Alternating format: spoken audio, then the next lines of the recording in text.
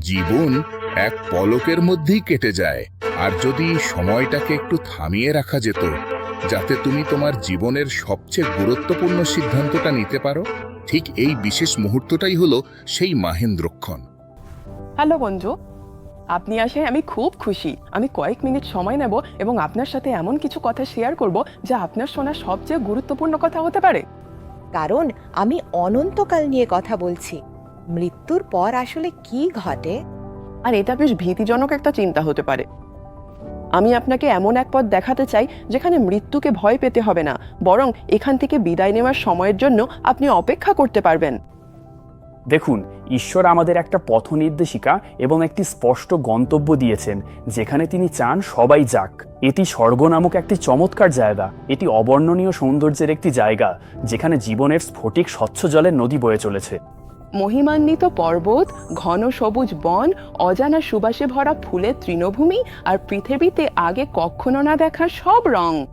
আমাদের আগে যারা চলে গেছেন তাদের সাথে ঈশ্বরের আলোর উজ্জ্বলতায় অসংখ্য ফেরেশতা জ্বলজ্বল করছে। এই মহান শহরের বিশাল এলাকা জুড়ে গান আর নাচ চলছিল। কথায় প্রকাশ করা যায় না স্বর্গ আসলে কতটা চমৎকার, এবং যারা সেখানে যাওয়ার সৌভাগ্য পাবেন তাদের জন্য এটি কেমন হবে। তাহলে স্বর্গে যাওয়ার জন্য আসলে ঈশ্বরের পক্ষ থেকে কি প্রয়োজন? চলুন এ বিষয়ে কথা বলি। কেউ কেউ একে সর্বকালের সেরা গল্প বলেছেন, কারণ এটি ঈশ্বরের গল্প। এটি তারই লেখা। এটি একটা সুন্দর গল্প এবং এটি সত্যও বটে। তাহলে এই সেই গল্প। শুরুতে ঈশ্বর আকাশ ও পৃথিবী এবং প্রথম পুরুষ ও নারী সহ প্রত্যেকটি জীবন্ত প্রাণী সৃষ্টি করেছিলেন। পুরুষটির নাম ছিল আদম এবং মহিলার নাম ছিল ইভ। তারা ঈশ্বরের সাথে একটা সুন্দর বন্ধুত্ব উপভোগ করত এবং প্রতিদিন ইডেন উদ্যানে তার সাথে হাঁটত, যতক্ষণ না তারা তার একটা গুরুত্বপূর্ণ আদেশ অমান্য করেছিল। সেদিন তাদের স্বভাব বদলে গিয়েছিল। ঈশ্বরের সাথে তাদের সম্পর্ক ভেঙে গিয়েছিল, আর ঈশ্বর কোনো ব্যবস্থা না পাঠানো পর্যন্ত তার জোড়া লাগতো না। তার একমাত্র পুত্র যিশু। ঈশ্বরের মহান প্রজ্ঞায় তিনি মানব জাতিকে উদ্ধার করতে আর বাগানে তার সাথে আমাদের যে সম্পর্ক ছিল তা ফিরিয়ে আনতে এক চমৎকার পরিকল্পনা করেছিলেন। বাইবেল আমাদের বলে যে ঈশ্বর জগৎকে এতটাই ভালোবেসেছিলেন যে তিনি তার একমাত্র পুত্রকে দান করেছিলেন, যাতে যে কেউ তার উপর বিশ্বাস করে সে যেন বিনষ্ট না হয়, বরং অনন্ত জীবন পায়। এখন শুরুতে আমাদের স্বীকার করতে হবে যে আমরা ভুল কাজ করেছি আর আমরা নিজেদের যোগ্যতায় তার সামনে আসার যোগ্য নই। আর তারপর আমাদের এই বিষয়গুলো স্বীকার করে জীবন ঈশ্বরের কাছে সঁপে দিতে হবে আর তার উপর পূর্ণ আস্থা রাখতে হবে। আমাদের হৃদয়ে তার বাক্য বিশ্বাস করতে হবে যে যিশু মৃত্যুবরণ করেছেন এবং তাকে সমাহিত করা হয়েছে। তিনি মৃতদের মধ্য থেকে পুনরুত্থিত হয়েছেন এবং তারপর স্বর্গে গিয়েছেন আমাদের জন্য একটি বাসস্থান প্রস্তুত করতে। আমরা যীশু খ্রিস্টকে আমাদের জীবনের প্রভু এবং ত্রাণকর্তা হিসেবে ঘোষণা করছি। যখন আমরা এটি করি, ঈশ্বর আমাদের করা সমস্ত অন্যায়ের জন্য আমাদের ক্ষমা করার প্রতিশ্রুতি দেন। তিনি আমাদের হৃদয়ে আসেন এবং আমাদের ভেতর থেকে পরিবর্তন করতে শুরু করেন। তিনি আমাদের তার নিজের প্রতিচ্ছবিতে গঠন করতে শুরু করেন, স্বর্গে তার সাথে জীবনের জন্য আমাদের প্রস্তুত করেন। হ্যালো বন্ধু, আপনি সুন্দর নতুন জীবন শুরু করতে পারেন এবং এখনই আপনার পথ চলা শুরু করতে পারেন। আপনি এইমাত্র যে কথাগুলো শুনেছেন তা যদি আপনার হৃদয় স্পর্শ করে থাকে এবং আপনি যদি মনে প্রাণে বিশ্বাস করেন যে সেগুলো সত্য এবং আপনি যদি আপনার জীবন ঈশ্বরের কাছে সমর্পণ করতে প্রস্তুত থাকেন, তবে আমি আপনাকে এই মুহূর্তে আমার সাথে প্রার্থনা করার জন্য আমন্ত্রণ জানাচ্ছি। অনুগ্রহ করে আমার পরে পুনরাবৃত্তি করুন। ঈশ্বর, আমি এখন আপনার সামনে এসেছি। স্বীকার করছি যে আমি একাই জীবন অতিবাহিত করতে পারবো না।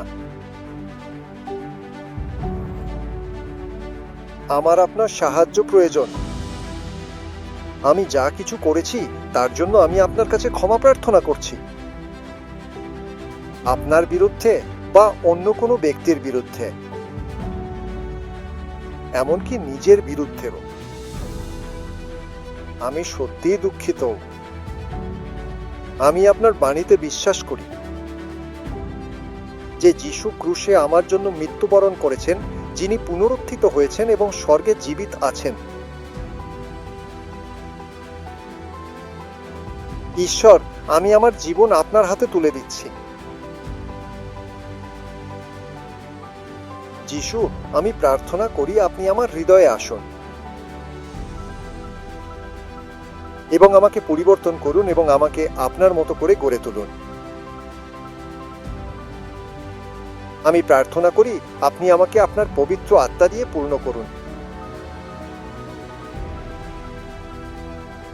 এবং আমার জীবনের জন্য আপনার সমস্ত পরিকল্পনা পূরণ করার জন্য আমাকে প্রস্তুত করুন এবং শক্তি দিন। আমি এখন আপনার ক্ষমা এবং অনন্ত জীবনের আপনার বিনামূল্যে উপহার গ্রহণ করছি এবং আমরা সেই গৃহের অপেক্ষায় আছি যা আপনি স্বর্গে আমার জন্য প্রস্তুত করেছেন। যিশু, আপনার মূল্যবান নামে আমি এই সব প্রার্থনা করছি। আমেন।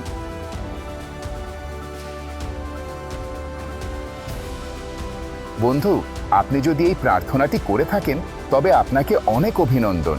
আমি আপনাকে আমাদের পরিবারে স্বাগত জানাতে চাই।